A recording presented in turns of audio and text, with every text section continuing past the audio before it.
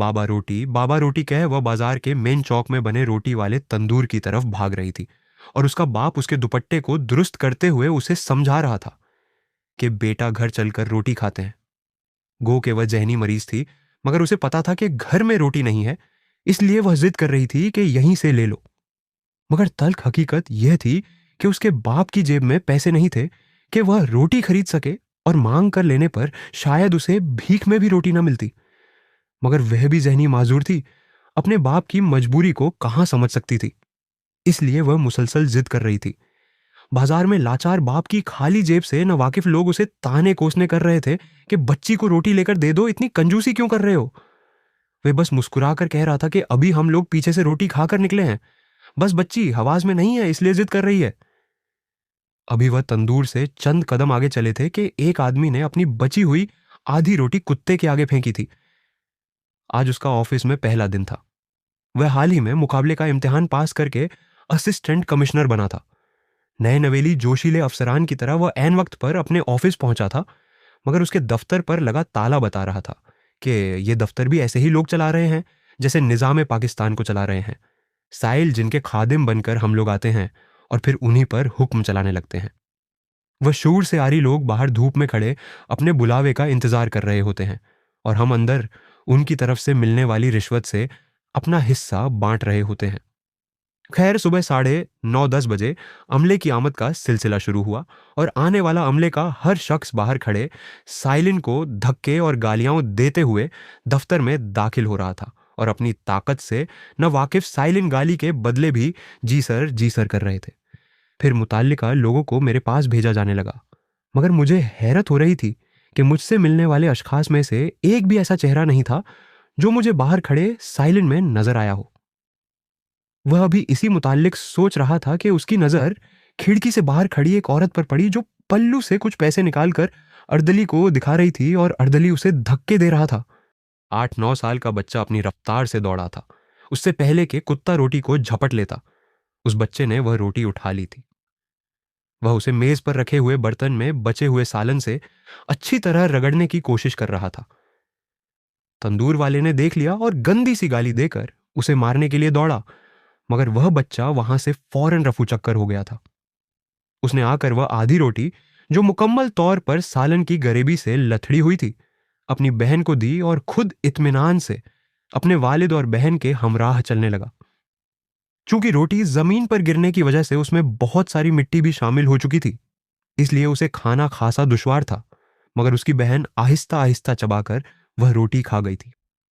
अब वह मजीद रोटी का मुतालबा कर रही थी, और वह अब इधर उधर ढाबों पर तलाश कर रहा था कि कोई आदमी कुत्ते को रोटी डाले और वह रोटी उठाकर अपनी बहन को दे दे। मगर उसे क्या पता था कि उसकी बहन जमीन से अपना आखिरी रिस्क खा चुकी थी।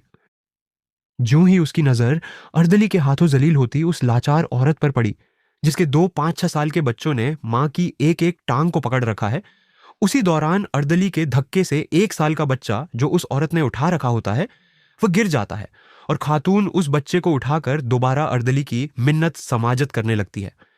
तो उसने फौरन चपरासी को हुक्म दिया कि औरत को बुलाकर उसके सामने पेश किया जाए। उसके हुक्म की तामील कर दी गई। औरत को उसके रूबरू पेश किया गया तो उसने औरत से मसला पूछा। औरत ने बताया कि उसका खवंद फौत हो चुका है। खवंद की जमीन और घर पर उसके भाई यानी खातून के देवर ने कब्जा कर लिया है। पटवारी, पुलिस, अदालत कोई भी नहीं सुन रहा। मुझे किसी ने बताया कि यह बड़े साहब का दफ्तर है, तो मैं यहां आ गई। मुझे किसी ने बड़े साहब से नहीं मिलने दिया।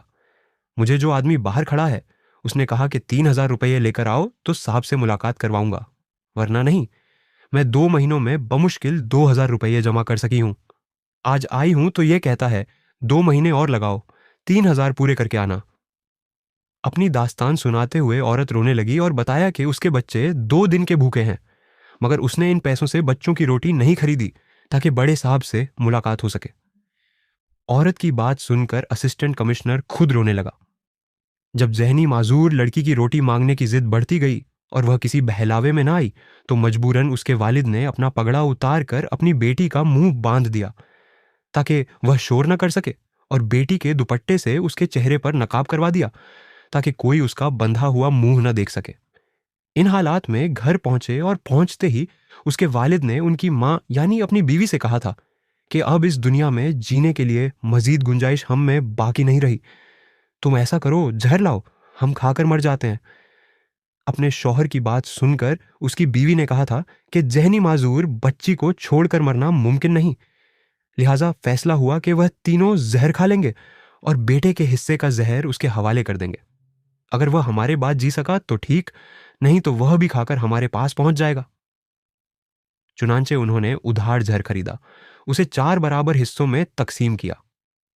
गो के उसका एक हिस्सा खानदान के चारों अफराद के लिए काफी था, मगर वह जल्द से जल्द मंजिल पर पहुंचना चाहते थे।